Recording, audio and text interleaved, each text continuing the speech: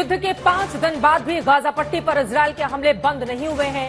Hamas की ओर से भी रॉकेट हमले लगातार जारी हैं। इजरायल अब गाजा पट्टी की ओर जमीनी धावा बोलने की तैयारी में जुट गया है। पूरे गाजा पट्टी को इजरायल ने मिलिट्री जोन घोषित कर दिया है और बिना इजाजत अंदर जाने या रहने वालों पर मिलिट्री एक्शन की चेतावनी जारी कर दी है। वैसे पूरे गाजा पट्टी पर सैन्य एक्शन शुरू करने में इजरायल के सामने पहली बाधा 100 से ज्यादा वो बंधक हैं जो हमास के कब्जे में हैं। पहले उन्हें छुड़ाने की कोशिश है। दूसरी बाधा गाजा पट्टी पर मौजूद आम लोगों की आबादी है, जिनके रहते हुए इजरायल फुल फ्लैश अटैक नहीं कर पाएगा। उन्हें गाजा पट्टी से हटाकर सेफ कॉरिडोर के जरिए इजिप्ट की तरफ शिफ्ट करने की कोशिश हो रही है। इस सब के बीच इजरायल के पीएम नेतन्याहू ने अमेरिकी राष्ट्रपति बाइडेन से बात कर हमास आतंकवादियों की बर्बरता की कहानी बताई है। हमास पर 40 से अधिक बच्चों को काट डालने का आरोप भी लगा है। वहीं दूसरी तरफ दुनिया भर में इजरायल और फिलिस्तीन के समर्थन में रैलियां और प्रदर्शन आयोजित होने लगे हैं। फिलिस्तीन की आजादी की मांग करने वाले हमास आतंकवादियों के हमलों को वाजिब बताते हुए भी दिखाई दे रहे हैं लोग। यहां भारत में भी यही सियासत हो रही है। जब देश के प्रधानमंत्री ने आतंकवाद के खिलाफ लड़ाई में इजरायल के पीड़ितों के साथ खड़े रहने की बात कही, तो कांग्रेस पार्टी ने फिलिस्तीन के हक की आवाज उठाई। जमीयते उलेमाए हिंद से लेकर all India Muslim person law board ने हमास के आतंकवादी हमलों को स्वाभाविक प्रतिक्रिया बता दिया। ऐसे में सवाल है कि क्या फिलिस्तीन के अधिकारों की बात करने के लिए आतंकवाद को जायज ठहराना वाजिब है?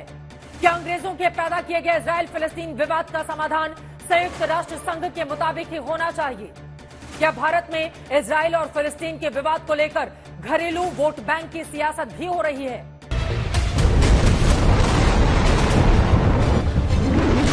पिछले 5 दिन से गाजा पट्टी पर बम बरस रहा है, क्योंकि इजराइल पर आतंकवादी हमला हुआ है।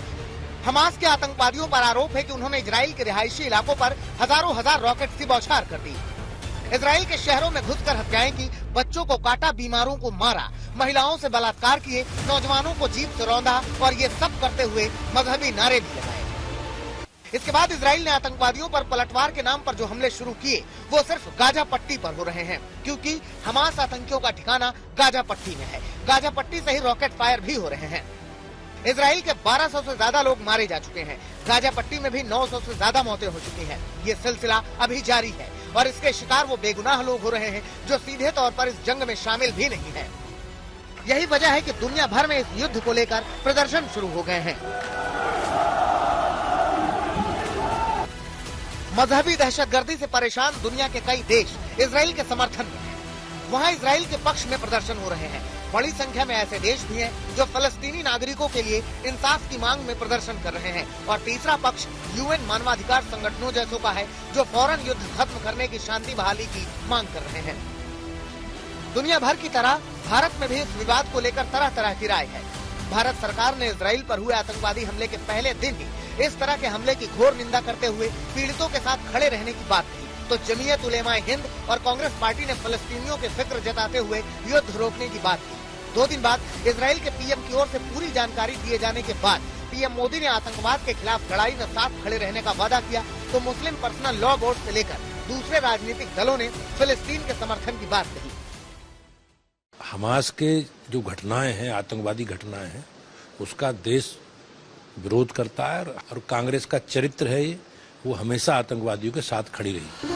फलस्तीन के हक में भारत आज भी खड़ा है, लेकिन सियासत इस बात पर हो रही है कि फलस्तीन के हक की बात करते करते इजराइल पर हुए बर्बर आतंकवादी हमलों को स्वाभाविक प्रक्रिया बताकर जायज ठहराने की भी कोशिश होती है। निश्चित तौर से भारत हमेशा अटल जी के जमाने में भी फिलिस्तीन के साथ खड़ा रहा है। अगर आज कांग्रेस पार्टी पे ये इल्जाम है कि आतंकवादियों के साथ है, तो क्या अटल जी भी आतंकवादियों के साथ खड़े थे? वो एक्सट्रीमिज्म क्यों आ रहा है? आजादी की लड़ाई है। अगर आजादी की लड़ाई यहाँ भी कुछ लोगों ने इस तरह से ब्रिटिशों को मारे, वो क्या एक्सट्रीमिस्ट थे? सवाल है फिलिस्तीनी जनता की अपने देश की बचाव के लिए दशकों से वो लड़ रहे हैं, और इजराइल ने अमेरिका और पश्चिमी देशों की समर्थन से उनकी देश पर कब्जा कर रखा है। ये और बात है कि पहले विश्व युद्ध के बाद से इजराइल और फलस्तीन के बीच विवाद के बीच बोए गए। 1947 में संयुक्त राष्ट्र संघ ने पहला बड़ा फैसला उस विवाद को सुलझाने के लिए किया, लेकिन ना तो यूएन का वो फैसला कभी जमीन पर अमल हो पाया और ना ही इजराइल फलस्तीन का विवाद खत्म हुआ। Just look at this photo. आज भी इस विवाद को खत्म करने की दिशा में कोई विशेष प्रयास नहीं हो रहे हैं। ताकत के बल पर जमीन की लड़ाई लड़ी जा रही है। मजबूत, काबिज है और कमजोर आतंकवाद का सहारा लेकर बदनाम। एश्कलॉन से आशुतोष मिश्रा और बेरूत से अशरफ वानी के साथ गौरव सावंत, तेल अवीव, इजराइल आज तक।